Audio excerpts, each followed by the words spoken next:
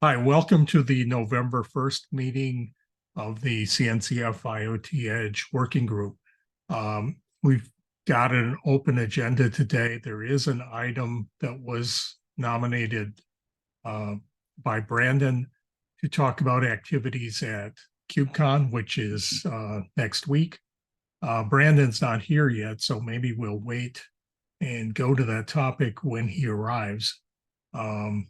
And as usual, without formal agenda items, the table is open for anybody here to suggest topics or just have free-form discussion or questions. I think we had some interesting things last 2 weeks ago that got tabled, but we could even continue on with those topics where we were discussing aspects of Edge, and I think interactions from with time critical and real time activity that was brought up by Rob. Anybody got anything they want to bring up or start with?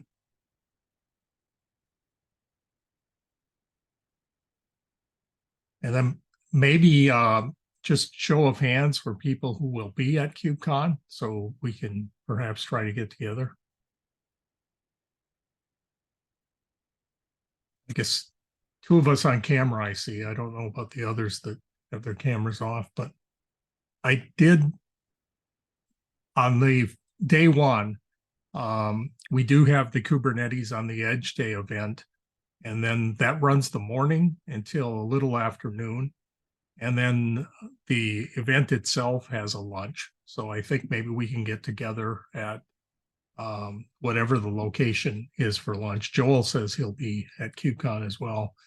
I also did notice that Portainer has a web link to sign up for a sponsored lunch, both on Monday and Tuesday. So that might be of interest to some of the people who are part of this group.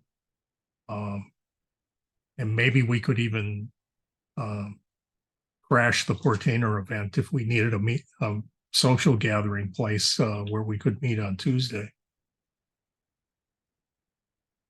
Welcome, Leon.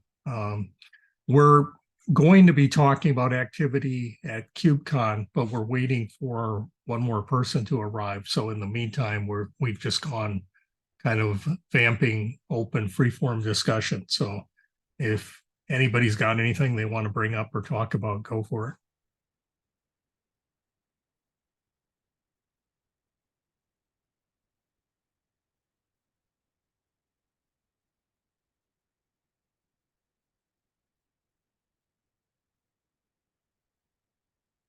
And also, if anybody's noticed anything interesting lately, I did notice that there was an announcement of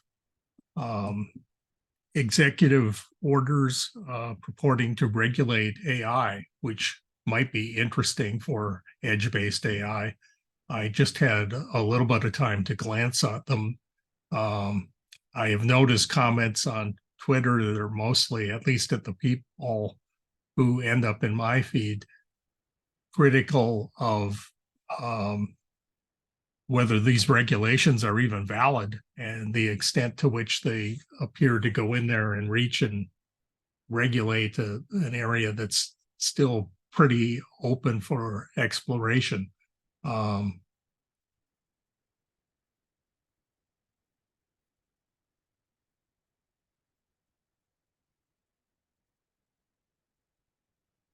Other than that, the only other things I've been noticing are that for Edge AI, there continues to be a trend of hardware vendors announcing products that have AI machine learning acceleration as part of the feature set.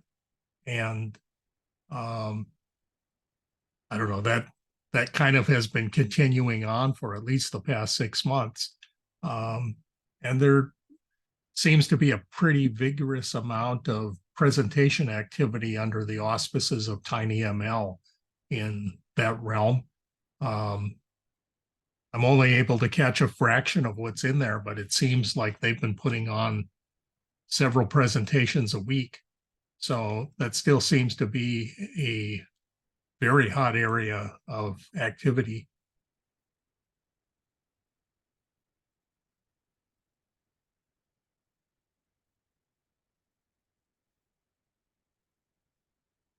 So Liam, can I ask you, how did your WASM event go? I don't think we've checked in with you since that happened.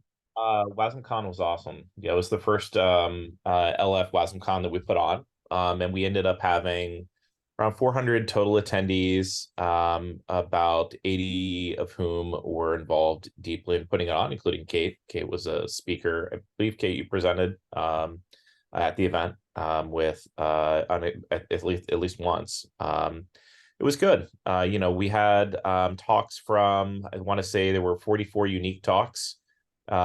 Speakers included representatives from Intel, Siemens, Microsoft, Mike Cosmonic, Fermion. So I think we had the sort of nexus of the WebAssembly ecosystem there. We've elected not to do a WasmCon event in Europe next year. There's already an existing event called Wasm IO that is put on by the Spring Boot IO founder as well. Well, that was excellent last year, but we have already signed the paperwork to do WasmCon again in 2024. So it was a huge, I think, a spectacular hit. All the videos are online. Strong recommend for Luke Wagner's keynote. He did the why WebAssembly components, and he put so much time into his talks that he really, I think, outlined made a case for the growing rise of WebAssembly. From the ecosystem point of view, it was great to see so many existing companies and new companies moving in and talking about their plans in and around WebAssembly and what they're doing. Like the list of notable WebAssembly products and projects and places where WebAssembly is being used, is as evidenced in the KubeCon schedule as it was there. It's hard to keep up. There's probably a dozen or more talks on the main KubeCon session next week, as well as Wasm Day, which is taking place on Monday. We had, I want to say, close to 100 submissions we had over 70 submissions for Wasm Day, and we had over 100 submissions for WasmCon. So it was a pretty competitive event. And then for KubeCon next week, there's workshops, there's multiple run WASI talks, and a variety of other ways. So overall, I think it was great. Is the WASM Day event, is it full day or Full day? Yeah. Okay. WASM Day EU right now is a half day, but we're trying to pull together enough sponsorship to try to flip it into a full day. But there is an incredible demand on the days. As we all know, they've been sort of picking and choosing.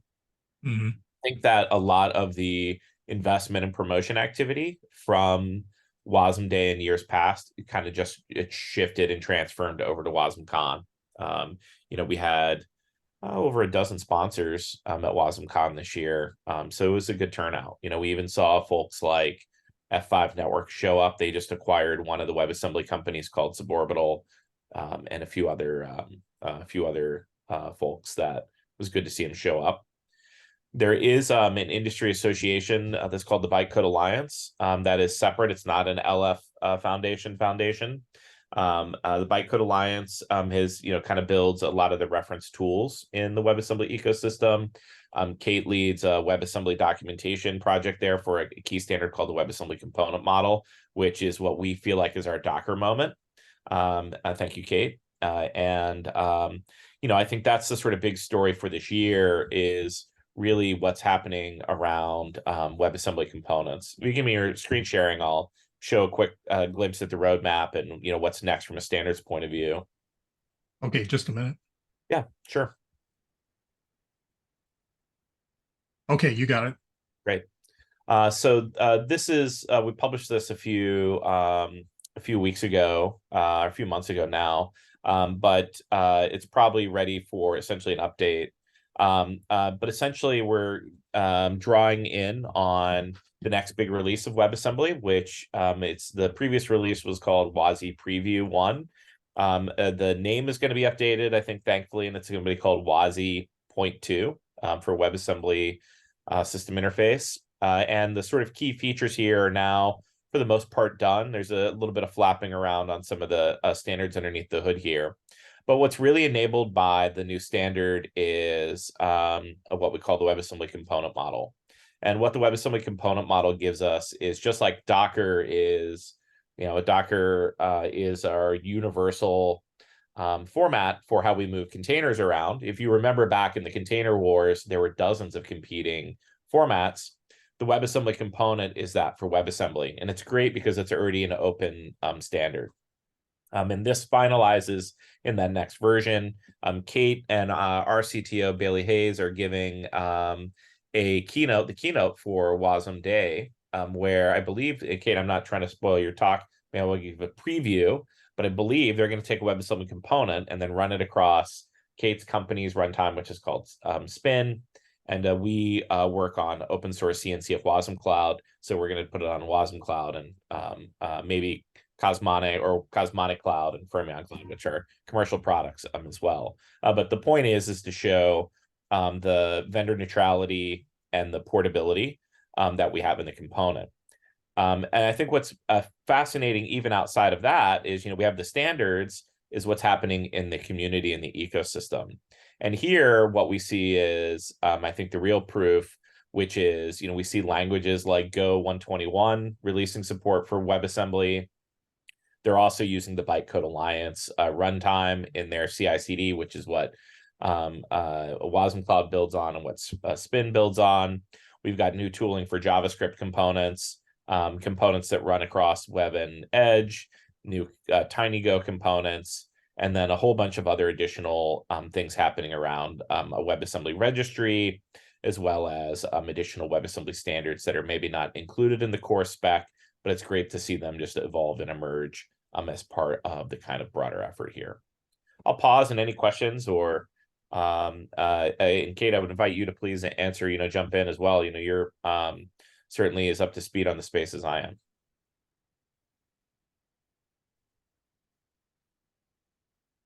If you've got anything you can add, given that this is the IoT Edge working group, any additional drill down you can give us on WebAssembly as it pertains to Edge, things like, just like the Docker containers had the orchestrator wars, I think people found that some of those orchestrators were perhaps better suited than others for low resource Edge and Edge with intermittent communications.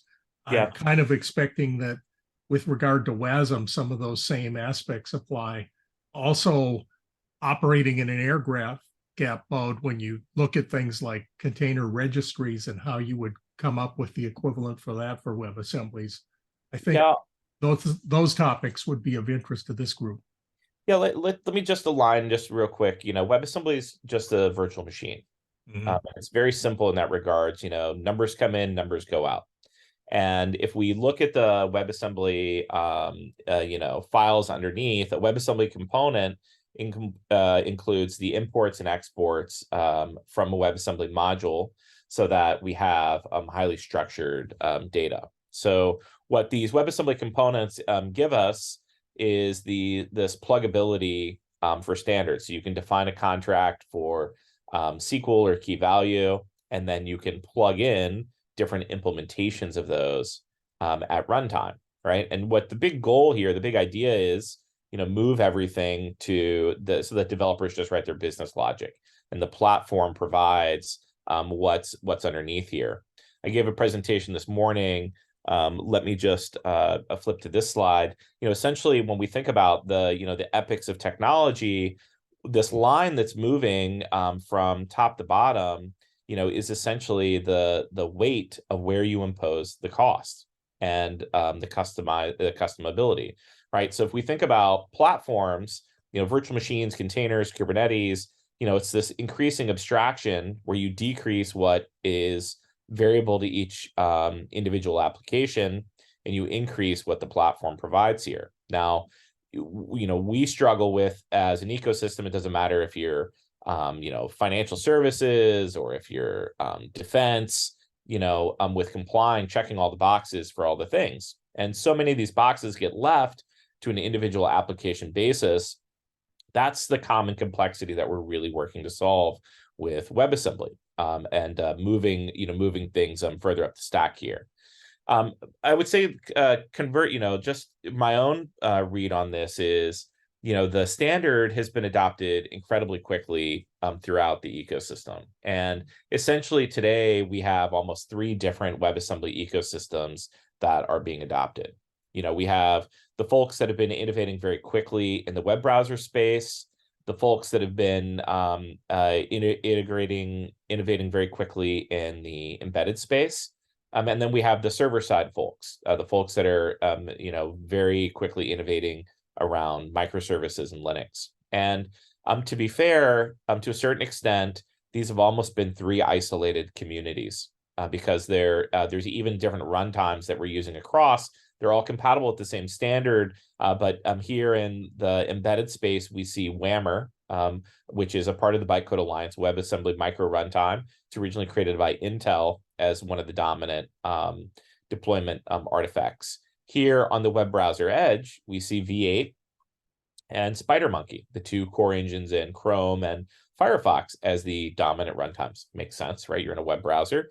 And here, there's a couple of great options, but I think Wasm Time, which is out of the Bytecode Alliance, has quickly emerged. What WebAssembly components give us is that portability across all of those domains. And I think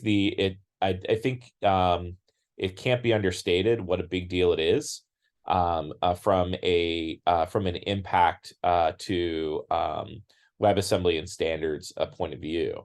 When you're looking at who uses what, Fastly uses Wasm Time, same thing that Wasm Cloud uses, and Spin, and a couple of other projects. And Cloudflare uses V8 for their core runtime here, which is Chrome, sitting here on this side. So I think I think WebAssembly components are a big deal. I think getting familiar with those as the sort of portable Lego block, much like a container is a portable Lego block, is the sort of like next big thing for people to wrap their brains around. And I think what's powerful is going to be, I would encourage you to come see Kate and Bailey at their keynote at Wasm Day on Monday, where they're going to show vendor neutrality, and that these things really do work in a better together way. And I think that really positions us for a kind of Docker moment for WebAssembly. I have one reaction to that. I love that slide that shows kind of the progression from computers to PCs. That one, to containers. But one thing that I think is interesting is you also alluded to the fact that there are kind of 3 segments of people running it in the browser at the constrained edge and server side. But in a way, I think it's probably good that you don't have that consolidation of those 3 places, because they have 3 different goals. And one of the characteristics of Edge is that you are resource constrained, but I think in many applications also important is that you're performance constrained, in the sense that you have real-time requirements, that things are repeatable, that you don't have big variations in startup times and latencies. Yeah. And you don't have those aspects in some of those other locations. So maybe the fact that these bottom edge runtimes haven't consolidated is in a way a good thing, because they're pursuing really different missions. So that maybe if they never consolidate, that's good. Yet you look at what came about in containers, and there were big advantages to the tool chains, the cloud native landscape thing, where at a high management level, developers could use some common tools. So as long as you could put a common tool chain on up at the top, but allow for variations of plugin runtime implementations, that maybe seems like the best of both worlds. And that's what we have with the WebAssembly component. Kate, would you want to chime in with anything, or jump on this and maybe? Yeah, I think the main thing in response to what you just asked, Steve, about how you want constant fast startup times, and the conclusion there you were saying is maybe we want to give a little bit more time to the runtime developers to the edge. But I would also argue that WebAssembly is the solution for that for the edge. I think we haven't been able to have truly event-driven edge or tiny edge or constrained edge, however you want to say it, applications. But with WebAssembly having millisecond or sub-millisecond startup times, you really can have that like serverless, event-driven, fast edge, which is inherent to the unit of that your application. So I think that's really exciting for the edge. I think another thing to point out is that with each of these waves of computing, or going from like VMs to containers to Kubernetes to Wasm, you've had to ask developers to change the way they develop applications. So that's really the biggest hump to WebAssembly and components, is you need to buy in to being willing to architect your applications differently. But once you have, you're not locked into that system you've just joined. You now can take that component and run it anywhere. And the developer experience is better and more secure. In the sense of that you can compose these truly modular applications. So there's a really exciting like continuum that it's going, and it also unlocks a lot of creativity. Like when people start thinking about this, they start throwing containers everywhere in their imagination because there's just so much potential. I mean, WebAssembly everywhere, because there's just so much potential to it. Thank you, Kate. I think that's a wonderful point, because you're absolutely right. I don't think WebAssembly is not a replacement for containers. These are abstractions at different levels, right? You know, I mean, a WebAssembly component is an abstraction at the application layer, whereas a container is an abstraction at the operating system layer. So they sort of have different objectives, but the impacts of WebAssembly, I think, are profound, and I think we will see a one WebAssembly standard, and I think it is the component model that's going to kind of emerge as the sort of like unit of compute, because the adoption of that compute, there is you know, a drawback to WebAssembly is that with virtual machines and containers, there was this measure of lift and shift that you could have across these edges. You know, most things that worked on your PC, you could put in a virtual machine, or, you know, think back to the days when we were all using Packer, you know, to make our own AMIs, for example. And then most of those things that run in virtual machines, we're still tightly coupled to Linux here. There's an implicit assumption in these epochs of computing that you're staying on the same ABI, you know, the application boundary interface. And in Linux, it's essentially POSIX. You know, we've got 534 system calls or something like that we essentially work to lock down once we have our apps. You know, WebAssembly starts from first principles, and it introduces concepts with the component model that are profound in their impacts in security. And I do not use a word like profound lightly. When you are creating a WebAssembly component, I pulled one up here to kind of walk through one real fast. This is a demo that Bailey did up at QCon in New York. And I think Kate and Bailey will do one similar to this next week, where we have some simple C here that is compiled in. And the WebAssembly standard defines two different artifacts that get created. You have your, you know, WebAssembly module, the executable, which is numbers in and numbers out. And then we get these human readable files as well. Now, a WebAssembly component is like the WebAssembly modules that people have been using for the last, you know, some odd almost decade, 6 years or so, that the term has been defined. And a component then defines, you know, wraps this module, and then if we go all the way to the bottom, gives us the structured import and export table here for, you know, what's needed. Now, underneath the hood, you know, here's where we're kind of defining the imports and the exports of this table. Now, when this gets executed, it gets put in its own sandbox. I'll pull up some more images here. I apologize. I've switched from like artifact to artifact to kind of do some storytelling here. Now, when it's running in this, you know, in this WebAssembly module, each module has its own separate memory space. It has its own separate globals and tables, right? This is a single component. And then components can be stacked together to build applications. Your imports and exports, need to match here. And underneath the hood, as you're snapping these things together, your imports and exports can be met by other components, or they can be met by the runtime itself. So a particular runtime like CNCF Wasm Cloud or Fermyon Spin might provide some of those components for you baked in, and then others would be attachable at runtime, like a key value store or HTTP or something like that. And in CNCF Wasm Cloud, these components are extendable at runtime. So at runtime, you can even add components so that you combine them together. Now, here is what is profound from a security impact. When this module is instantiated and is running as a component, the ABI that is available in that module is only the things that you're granted permission to use. So compare that to POSIX as an application boundary interface.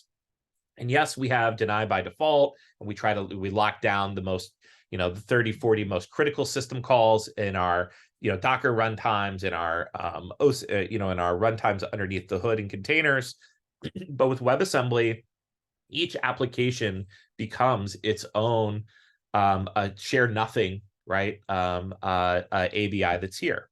And when you stack these, they still continue to live with these imports and exports in these ABIs. So each module is its own shared nothing point of view. Now, there's some caveats here. Some modern languages, like the work that Fermyon's leading around Python, or they're leading some of the tooling around creating the components, and there's a bunch of people in Python that are supporting WebAssembly. Python implicitly looks for shared memory modules across its language ABI. So certain languages bring different assumptions to their components and how they would work together. But the component model does the sort of uplifting and lowering between languages so that now you can use, the definition of a string across Go, across Python, across JavaScript, across C, and all of that happens incredibly fast. I was working on the video from after WasmCon, we did a WebAssembly Bytecode Alliance event called Componentize the World, or we jokingly called it Bacon for the Bytecode Alliance Con, Bacon. And there was some evaluation here of what is the performance between calls between these components, and it was measured in nanoseconds. So when we come back to our 100,000 foot view here, we really should start to consider, how much overhead do we have between, containers that are serving REST calls to each other back and first versus being able to go, directly component to component. And, generically, networks are measured in milliseconds. 30, 100 milliseconds to be interactive, depends on if you're a gamer or, you just want to, interact with Netflix. WebAssembly components can now be started in microseconds, so thousandths, 50 microseconds. Kate did a great demo at Wasm Day EU, I think was when you did that, when you did 0 to 10,000, and it was 50 milliseconds or microseconds on average for a cold start time. And then between components, we're communicating in 70 nanoseconds. Compare that versus tearing up and setting down an HTTP connection between all of your access. So it's a pretty big impact. One of the things we're highlighting is a big group of telecoms just standardized on CNCF Wasm Cloud for some of their sort of core components, and they have been building this, for the last a couple of years. But they have this really great slide where they sort of talk about, I love their perspective here. Maybe their other deck. Sorry, this is not my deck. This is their deck. It's the arena presentation here. But they do this sort of setup and tear down between, HTTP and why are they exploring WebAssembly and their problems in pulling stuff out to the edge here. Must be down here in architecture. Yeah, this is the slide I'm referring to in my mind. But they talk about how on their telco networks, even from setting up and tearing down HTTP calls, all of the sort of like, HTTP uplift is all just overhead, when what you really want are, business logic to talk to other business logic. And I thought this was a really profound. They've got some data that they're going to share. I think it'll be in a Forbes article where they kind of talk about this in detail and really kind of put it out there. So I think, WebAssembly has got some uphill in that it's a green technology. It's greenfield technology. It's designed for new stuff. It doesn't mean you can't port things or rebuild things.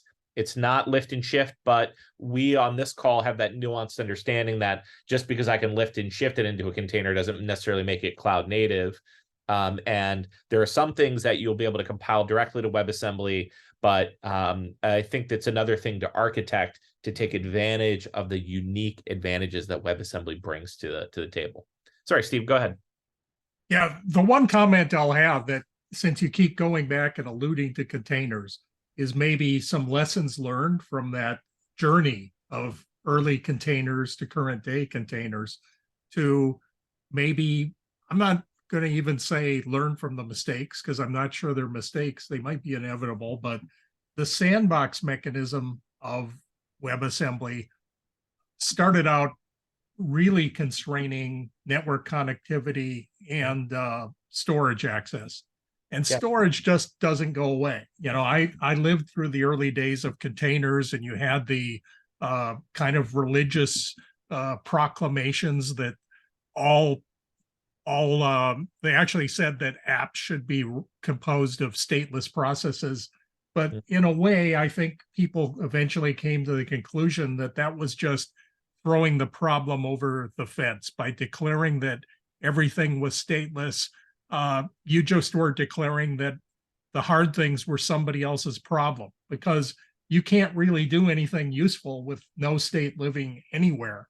And how you'd come up with the mechanism to standardize storing state, or storage, if you will, I think is something I haven't seen with regard to WebAssembly. And it's maybe forgivable, because I contend it took at least 5 years for that to get resolved in the container space with things like CSI plugins, and even those are not perfect solutions.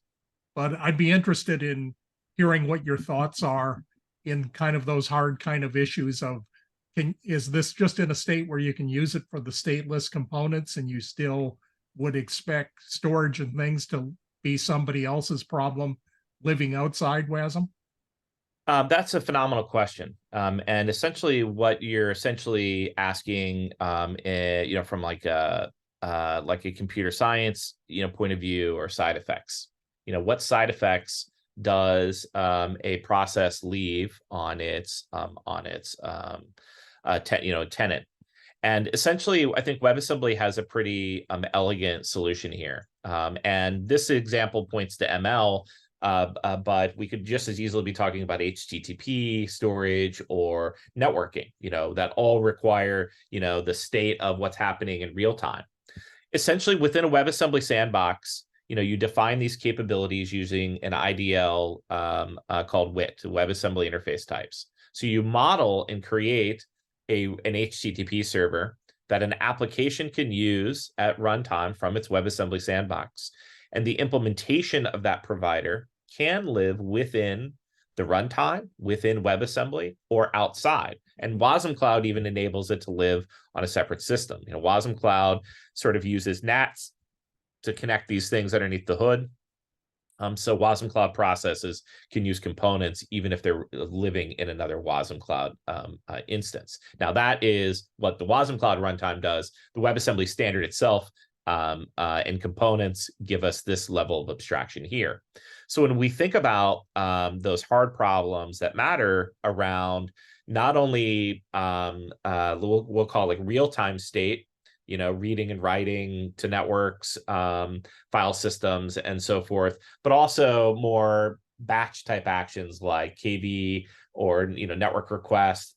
Those things can be isolated in your providers. And in Wasm Cloud, they are actually isolated, and they can be, we do have some that are included in the runtime, and we have others that are actually run as separate processes. And the advantage to that is that you can then take advantage of native capabilities that the Wasm cloud or that the WebAssembly CPU doesn't necessarily consider. Think like machine learning, requires things like native CPU extensions, or is tightly coupled with the physical CPU or GPU that you're operating on. It lets us bring those capabilities in to the WebAssembly sandbox through a secure contract-driven standard, this IDL, this, where I define, a capability and then attach to it at runtime.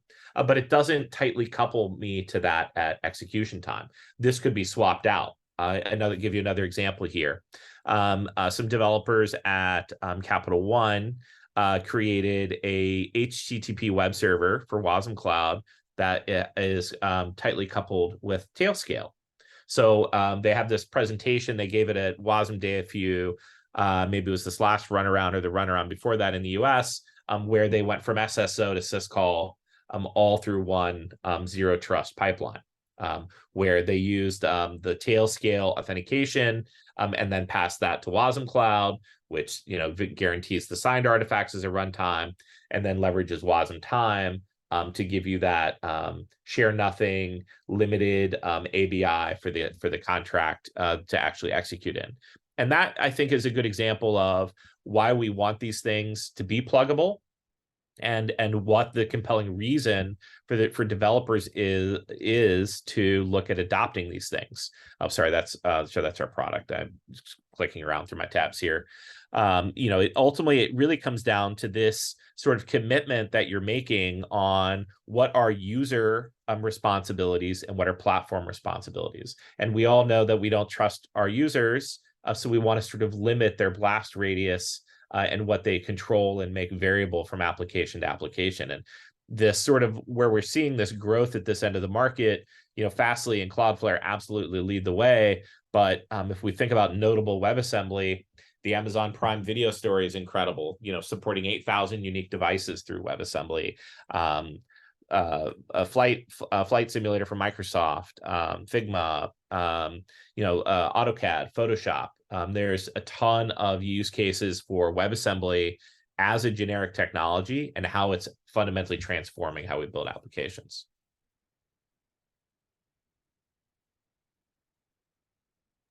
For real-time applications, have there been presentations that give hard metrics on what the response times are if you were to run an embedded system that had to respond to some sensor or interrupt within sub-millisecond time?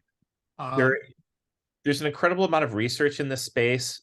Siemens has released a number of papers and some of their data. They're also in the process of releasing, they've got like a set of test cases and performance benchmarking that they have shared with some of the standards groups, and in a way that it will be shared later. It may actually already be squirreled away up in the Bytecode Alliance somewhere, but I don't have a link off the top of my head. So I think they've really worked to lead the way. The properties of WebAssembly underneath the hood, as we look at these actual modules, really lend themselves to being able to understand in a deterministic way what are the execution paths. So for a given set of hardware, if you're running on a real-time operating system, I think we will get to I believe you would use, like formal methods in computer science is the word that you would use for it, for analyzing this and, publishing this, these guarantees here between the systems. I don't think it's been done yet, but I know a lot of people are really interested, Steve, in that particular use case for real-time on assembly lines or controlling, routers or other sorts of components and things like that, where it really matters. Yeah, and to be fair, I am aware of some things. There was a great presentation a few years ago when KubeCon was in LA and the WebAssembly Day occurred on the initial startup time. And this was taking into consideration things like serverless, where you go from zero to serving some client, and how long does that take? Yeah. And they gave a presentation comparing it to Docker containers, where a Docker container on Kubernetes could take seconds really before you would get on the air and be providing service, and WebAssembly was orders of magnitude faster. But Yeah, this is clipped out of that study, and I'll find that study real quick and I'll link it in here. That compares the cold start time of WebAssembly to containers. But essentially, when we're taking let's take WebAssembly off the table for a second. Let's put WebAssembly in the corner and let's just talk about isolation. When we're considering various technologies as a platform creator, one of the things, or a platform operator, or we're selecting a platform for our company, one of the things that we're essentially trading off are the various isolation guarantees. And there's obviously type 1 versus type 2 hypervisors. When you're thinking about hypervisors that use the CPU extensions in ARM or in Intel CPUs, think like Zen or VMware or Firecracker.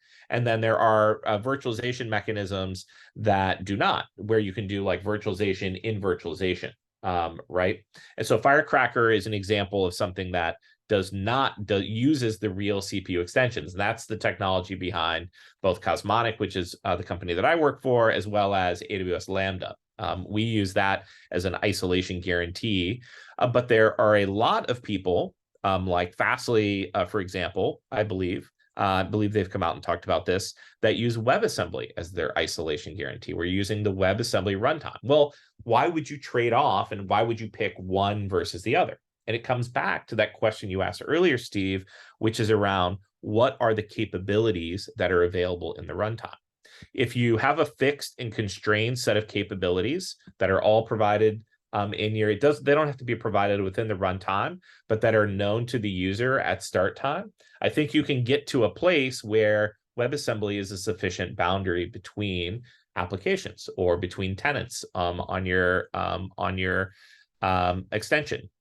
However, if you let people start to innovate and bring their own capabilities that could be running on the guest OS that are outside of the WebAssembly sandbox, I think that is an example of where you would want to have a real type 1 type hypervisor like a Firecracker or something like that between, because you would want to raise the sort of bar there. So I think coming back to the engineers' answer, which is always it depends, there's a lot of trade-offs here for how and why we choose what type of isolation, whether it's real type 1 or type 2 down at the hardware side, or containers, or gvisor, which is Google's isolate that they sit above the Linux kernel. It's like a Go layer that virtualizes POSIX for your containers to run on, or even look at WebAssembly or WebAssembly components as your isolate that's there. And every one of these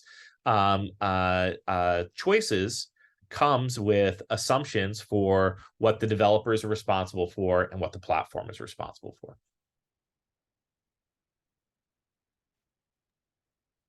Rob, I'm just curious. I know you live in this tightly constrained, real-time space, and to what degree are you coming across WebAssembly in that area that you operate in? So I think that WebAssembly does have a lot of promise, and I agree with a lot that Liam talked about. The one distinction I would make is the real time that Kate and Liam talked about, at least at the outset, is different than the real time in this space. Liam touched on it a little bit when he talked about determinism. So when it comes to like hard real time and safety critical systems, some of the things that we would need to do would be to measure the deterministic behavior, as Liam mentioned. We'd also have to look into things like qualifying the various tools used to put these systems together, as well as potentially certifying the virtual machine running WebAssembly in order to make it fit in those spaces. But there's definitely a lot of interest, and I think that before we even get to those hard real-time safety critical applications, there is a demand for using WebAssembly on constrained devices for the types of applications Liam described at the outset. Things that contain business logic and things where you don't want to write a million different implementations of how to parse a configuration file, just so that it can run on the very heterogeneous edge devices that you've deployed. It makes way more sense to write that business logic once and then run it on WebAssembly runtimes across all of your edge devices. Rob, you made some awesome points, and the real-time OS space, there's a couple of really super notable projects. There's a kind of lightweight real-time that for Linux. There's a new LF foundation that's organized around a real-time distribution. The name escapes me at the moment. And then, of course, Wind River is the sort of like granddaddy of RTOS systems in the space. And these are in many instances non-Unix underneath the hood that are here. At WebAssembly, at WasmCon, there was an awesome talk from Bosch, who creates a ton of automotive components, and a really brilliant researcher, although her name escapes me at the moment, that gave a great presentation in this space. And they're down at the braking components and industrial control systems down where like Siemens lives as well. And she had a really great presentation about the research that they're doing in this space. So I think that I don't like the sort of like, or maybe that's not fair. Let me say I prefer this sort of description of like strict requirements where we have to define what we mean by the edge, because it does really come down to like, is real time a requirement or not? Some really hard guarantees around what do you mean by the edge.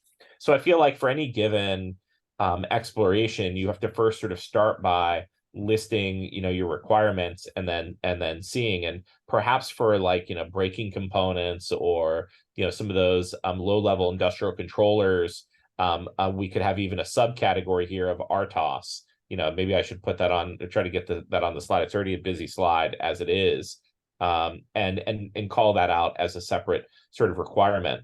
But I do believe that what's universal across all of these spaces is this need to recognize the common complexity that plagues the software architecture today in the way we build all applications. And I was blown away. I sat in on the Forbes interview with Vodafone and Orange and a bunch of these telcos that are building on CNCF Wasm Cloud now. And I was blown away when they like the Forbes, Justin at Forbes was just like, why did you pick WebAssembly? Now, it's not like a Wasm Cloud is a way, is a distribution like Ubuntu or Fire or Red Hat, but they were like, well, look, we're always evaluating new things, and WebAssembly has that market share. It has the right participants. It's a formal open W3C standard. So as far as what's next and paths forward, I've got a personal conviction and belief that this is the next best thing, and what's after containers, because it addresses the next logical layer of abstraction, which is to me the application libraries with the WebAssembly component model, and it sort of has achieved this adoption curve. It's like blown past all of the other considerations when you look at Cloudflare, Fastly, and all the places it shows up in CNCF. We'd probably list 50 projects, the core projects off the CNCF landscape that are using WebAssembly if we wanted to be comprehensive here. WebAssembly is now incorporated into Kubernetes main in multiple ways. It's in NATS. Wasm Cloud is about to go incubating. And it just shows up across dozens of these projects here. It's in Istio, it's an Envoy, Kubernetes. So it just goes on and on. And then I think the second thing is you also see the community adopting it. Golang getting it in 121, and in 122 they should have extended support. Python now has support. JavaScript has great support. So it's sort of this nexus of all of the whole language ecosystem. And Rob, to come back to your point, a real solution requires analysis of from the language compilers through CI/CD all the way down to produce reproducible deterministic artifacts. But we see that a level of adoption in a way that we haven't seen anything except, the rise of containers. It's same kind of energy, same kind of feel, same kind of excitement. Yeah, and I want to add that I think there's a lot of promise in the technology. I just think those are some of the things that if we wanted to run it on those highly constrained hard real-time devices, those are the things we need to look into. I will say that we took the time to add support for VxWorks inside of Whammer a few years ago because we do see it as important and we see our customers asking about it. So if anyone is curious about that, I can talk about it at a later date. But given that it's not open source, I don't want to take too much time here to talk about it. But I'd be very interested in hearing more about those Siemens papers that you mentioned discussing the deterministic behavior of the WebAssembly runtime. That intrigues me. Yeah, I'll see. I'll make sure that what some of the stuff that I have is open. And the one that I'm actually thinking of that I would love to share was actually presented at like an academic conference. So I think it's even available online with the right credentials. So let me look through that, Rob, and I'll try to link it in our meeting notes to get on there. I have your email. I'll drop you an email too. Sure. I also popped in chat one paper where they do mention, like, quote, there's no undefined behavior. All operations are deterministic, and talks about how WebAssembly has that behavior. And they're using it in the context of digital twins. So that might be a good starter paper. It's a couple years old, but it does say how long they've been looking at this. And Victor, you asked, in order for RTOS WebAssembly to reach the maximum real-time potential, is there any hardware level innovation needed? I don't think so. I think this is in line more of the formal methods that are used to evaluate and to certify, the pipeline and accredit the pipeline that you're using. I think that that we're there from that perspective. We have eyes on that from that perspective. The work just hasn't been done. I will also say this: WebAssembly is just an incredibly fast-moving space. I sympathize with Kate's keynote that she's giving and Bailey at Wasm Day because it is hard to sort of the space is moving so quickly. It's been really hard to sort of get to, to sort of figure out what do we mean by stable at the moment. But what I would point to as the light at the end of the WebAssembly tunnel that makes this worth your time to explore now is that WASI 0.2 is imminent. I think Bailey gave an update last night. I didn't watch. My kids were out trick-or-treating, so I was out on the second best kid day of the year. But I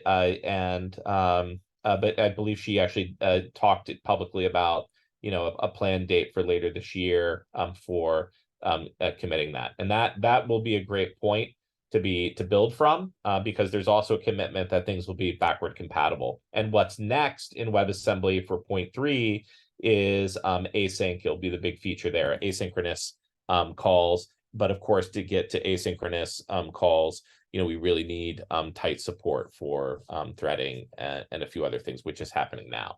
So async will be the big deliverable for 2024, and then maybe 1.0, which will be stupid fun for WebAssembly components. But it's a really great community. I like the folks that are in the community and ecosystem. I think have adopted the tagline of better together, and trying to learn from the lesson of containers and not competing too early. And what we're really deliberately trying to do is collaborate as early as possible, because it really takes us all as a village in order to deliver something so ambitious and so impactful. Okay, well, thanks, Liam. Have a quick question, sorry. So you mentioned the WebAssembly, the infrastructure is just a VM. So does it really need a hypervisor? It can run on, let's say, bare metal, like an OS installed on a server. It depends on what guarantees you are looking to offer. It does run just fine on you know, you can run it on an operating system like Linux.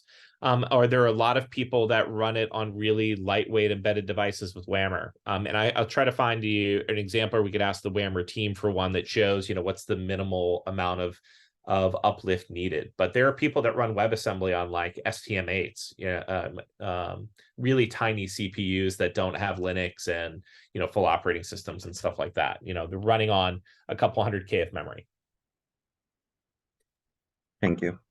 Thank you, Rob, for the clarification there. It's a virtual machine like Java or Python, not like Zen or VMware. That's a really wonderful call out. Although I would add that the things like CNCF Wasm Cloud really give you a lot of the orchestration capabilities that you might find in an orchestrator like Kubernetes, for example. Okay, we're at the top of the hour, so we're going to have to close this. We did talk about on the agenda about presence at KubeCon North America. It's looking like we're running short on time there. So I know, Andy, you joined late. Kind of if there's anything you need to tie up loose ends, why don't we take the KubeCon conversation onto Slack? Unless there's something real quick you want to address right now. No, I can just give 3 seconds. Okay. So we've got slides. We're good there. Joel and I have been meeting regularly. We're good there. I think the only thing that's open-ended at this point is the paper being printed. Okay. That's it. I think we're good to go. That sounds great. As soon as you get a link on that paper, shoot it to me because I want have to the put it link. in my deck too. You have the link.